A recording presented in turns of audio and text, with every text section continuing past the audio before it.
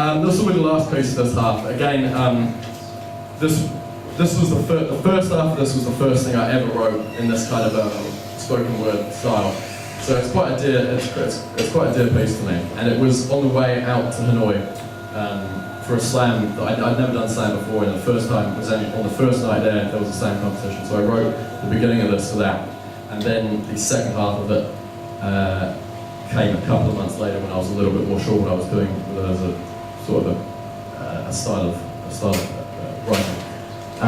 It's a bit of a narrative piece, kind of about life and death and suicide. It's called Yolo.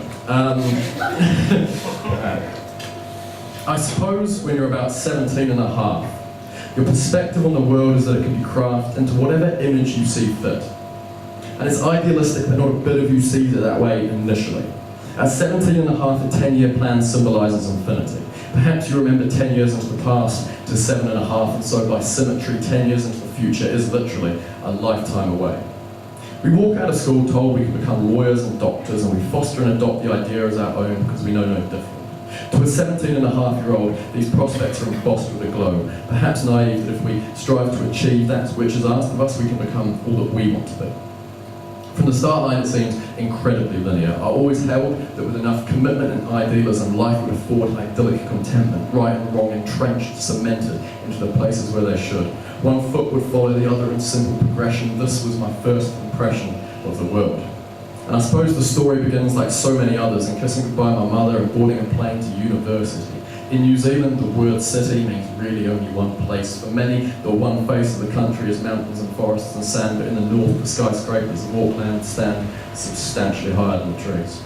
From the offset, I was aware it would be a different world, but off I set to feel it unfurl. I was a law student, wanted money and prestige, to make girls feeble at their knees. See, I'd been watching Boston Legal, and it seemed that with the right colour suit and a reasonable ability to know and understand the binary code that is the law of the land, a man could earn himself both an attractive wife and a sports car. This is what I wanted thus far, and I wish I could go back and say, ha ha, you had it wrong. Intercept myself one night at the bar, and one of the frequent occasions I was too pissed, and in a strange way at this stage would have been more receptive. There are people in their lives with true turbulence, and I can never claim to be one of them. My disturbances were merely expectations that never materialised. Synthesised music and sterilised smiles filled the hours as hundreds of people newly liberated from childhood attempted to stylise themselves into the well-oiled leadership of tomorrow. And I followed headlong. And when you charge down a road with such force, an unseen curve derails you worse than the others. One girl stood out as the loveliest I have met. But cells beneath the skin had corrupted and conspired against her and taken her father, months before the lava of her home city had built to the point of a massive tectonic plate slip, and the forces that control fate decided she was due another hit. Looking back, I'm ashamed she had to listen to me whinging about shit, but she was seeing a campus guidance counsellor and suggested I put my name down. So I did. I remember sitting in this room feeling like someone that wastes another professional person's time. I basically knew what I wanted, I was basically fine. The session coincided with a particularly boring lecture, and I told myself it was an ingenious sky, but I remember the texture of the ceiling, because I couldn't meet the woman's eye when she said, "Is there anything I can help you with?" I said it was all okay. And her name was Jane, and she saw through me like cellophane. I fell apart cardboard in the rain. She said, "Have you got anxiety?" I said, "Perhaps." She said, "Have you hurt yourself?" I said, "I'd run my hands under the hot taps once or twice." She said, "How did that feel?" I said, "Not very nice." A pen hovered above a tick box, and she said, "Have you thought about taking your own life?" I said, "Christ, that's not a bad idea, Jane." And I'll explain what I meant by that, because it's not a reference to balconies or train tracks, but the moment in time when I engaged with the notion of taking my life back. But the blueprint assigned in much earlier days no longer had to define the way I behaved. I walked out of a guidance counsellor's office newly set on the idea of leaving this world, which under normal circumstances would be indicative of Jane doing her job very, very, very badly. But the world in question was merely the one assigned on first impression. I jacked in the law without hesitation and opened the hostile atlas, open to suggestion.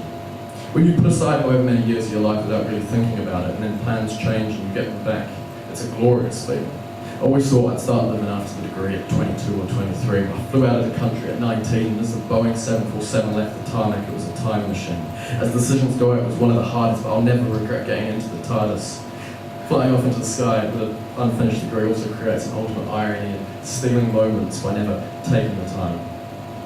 But pages torn from a stolen atlas have guided me well enough. The pages are creased and the road has been rough at times. I look back over my shoulder at those I left behind with their now nice houses and fast cars. My backpack looks small when they're living so large, but they'll never know the motorbike is the last vestige of the cavalry charge, or how it feels to beat your chest and earn your scars. I wouldn't stop if I could. If I kiss ass now, it'll be in the throes of passion. I want to live before I die, or it goes out of fashion, because I'm not well-rounded enough to be a gear in the machine. I want to be the Rebel Alliance on Tatooine, and if you sink when you swim, it just proves you're not hollow. I want to be the moment in time when Bilbo fought Yolo and walked out into the blue without shoes. I want to be the fresh ink of a foolish tattoo on someone like you, and for better or worse, we'll coexist together. I want to be the visual embodiment of a delusion of forever, etched in scrawled text across a rib cage. I want to take the stage with 2 parts love and 1 part rage, because this has got to be more than gap years and bucket lists. I can't go back to being some fucking yuppie infecting VIP lists like well-groomed herpes, amassed as an army of Xerxes, and I fear the city streets are too broad to hold them.